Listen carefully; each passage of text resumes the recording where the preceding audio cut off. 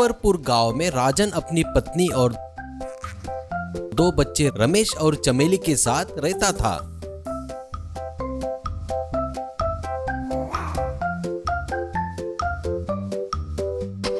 राजन का खेत highway road के बाजू में था। राजन और रमेश रोज खेती में बड़ी मेहनत से काम करते थे। वे धान के साथ सब्जियों की भी खेती करते थे। धान वो लोग व्यापारी को बेचते थे और सब्जी घर पर ही पत्नी और बच्ची बेचा करते थे। कमाए पैसों से वो अपना जीवन यापन करते थे। एक दिन रमेश एक लड़की को लेकर घर आता है। रमेश, अम्मा बाबूजी, ये कल्याणी है, अच्छी पढ़ी लिखी है, जिसने डिग्री की है। हम लोग एक दूसरे से बहुत प्यार करते हैं। ये बहुत अच्छी लड़की और समझदार है बाबूजी। अगर आप आशीर्वाद दे तो हम शादी करना चाहते हैं। बाबूजी, ठीक है बेटा, पर बहन की शादी हुई नहीं, तुम्हारी शादी पहले कैसे करे, तुम ही सोचो एक बार। कल्याणी, बाबूजी, मेरे घर वालों को रमेश से शादी करना बिल्कुल पसंद नहीं है, इसलिए मेरा रिश्ता किसी और के साथ करना चाहते हैं। हम ज्यादा दिन रुक नहीं सकते।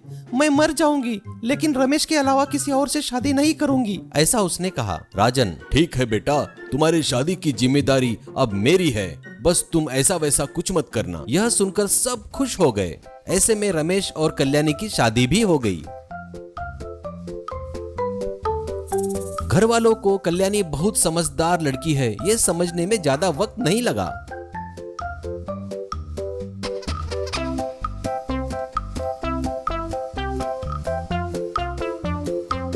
एक दिन एक शादियां जोड़ने वाला राजन के घर आता है और कहता है, राजन, एक लड़का है, बहुत अच्छा है, विदेश में काम करता है, लाखों रुपए कमाता है, इकलौता लड़का है। असल में उसके माँ बाप बहुत अच्छे हैं, घरदार बहुत बढ़िया है, उसे दहेज भी नहीं चाहिए, लेकिन शादी बड़ी धूमधाम से करना होगा, इसमें आपको लाखों रुपए का खर्चा लग जाएगा। अगर आप बोले तो मैं उनसे बात करता हूँ। लाखों की बात सुनकर सब लोग सोच में पड़ गए। तब कल्याणी बोली, ठीक है अंकल जी, हमें रिश्ता मंजूर है समझो, लेकिन शादी के लिए हमें कम से कम 6 महीने का समय चाहिए, ऐसा उन लोगों को बोल दीजिएगा।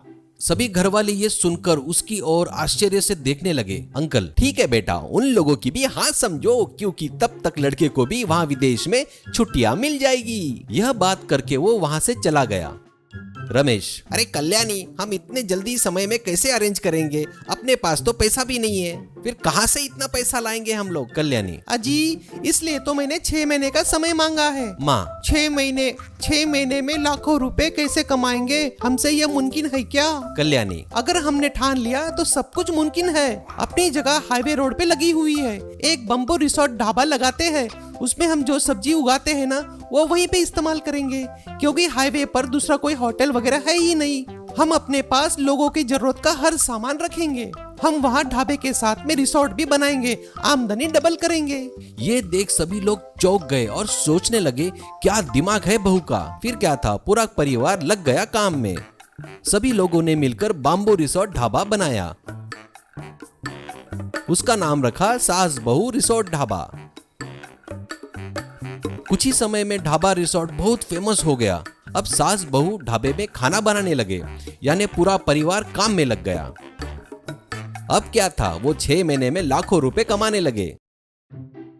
अब चमेली की शादी भी उन्होंने उस रिसोर्ट में बड़ी धूमधाम से मनाई। इसके बाद वो लोग इसी प्रकार से ढाबा रिसोर्ट चलाकर अच्छा कमाने लगे और खुशी खुशी रहने लगे।